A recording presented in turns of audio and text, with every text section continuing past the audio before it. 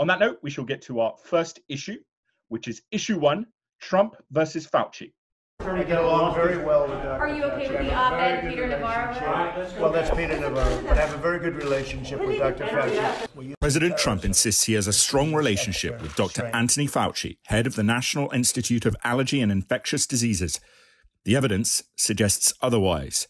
In a scathing USA Today op-ed on Wednesday, Trump's top trade officer, Peter Navarro, attacked Fauci as someone whose advice is only worth considering with, quote, skepticism and caution, unquote. Another top aide, Dan Scavino, retweeted a cartoon of Fauci flushing the US economy down the toilet.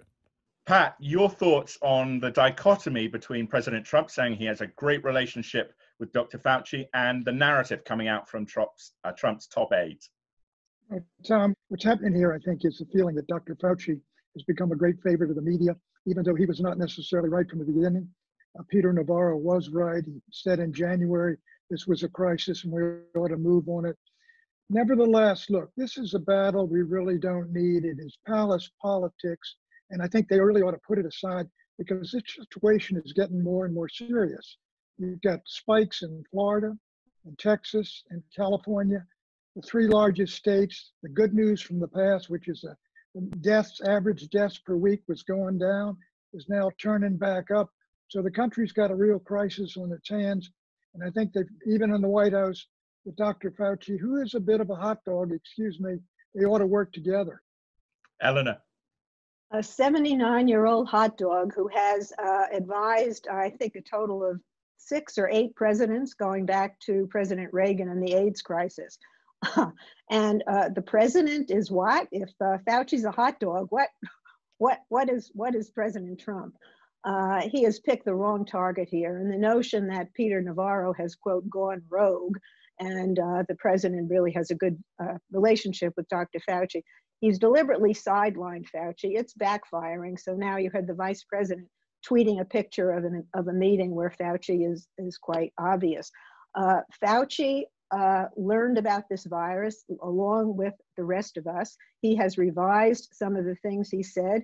He's gotten much more aggressive on masks. The president, as late as a week ago, said this would magically disappear.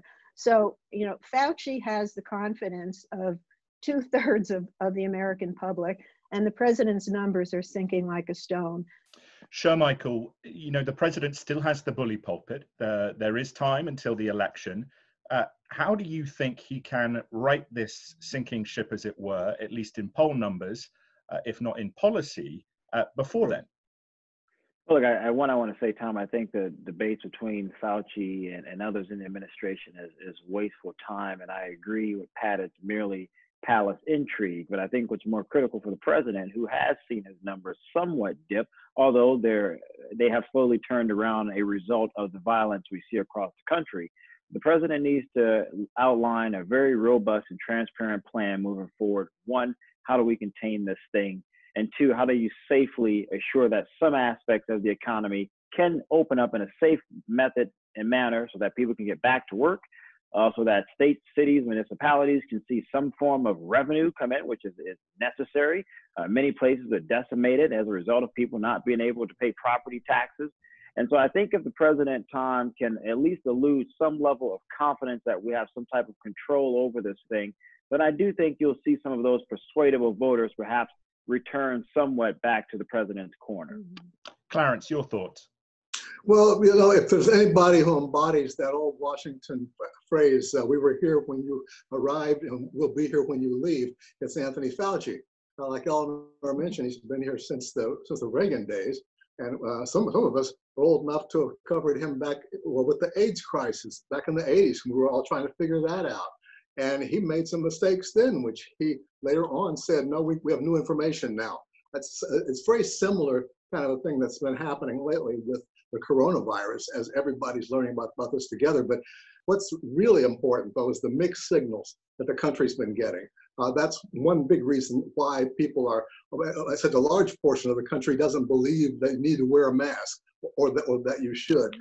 That is extraordinarily dangerous in this kind of a situation that we're in.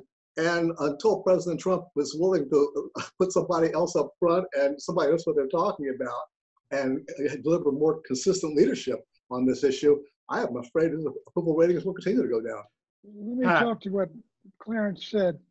And what Eleanor said, frankly, there's no doubt about it. The United States, with what is it, 135,000 or more deaths already, as it is really having a hellish problem, and different parts are having different problems. You mentioned DC and Virginia, Maryland. The point is the United States is like a continent, and we're seeing different situations in different states. Some governors, let's open those schools. Other governors, we can't do it. So this is the forces in the world, quite frankly, for disintegration of nations and states are really beginning to work in this virus against the United States.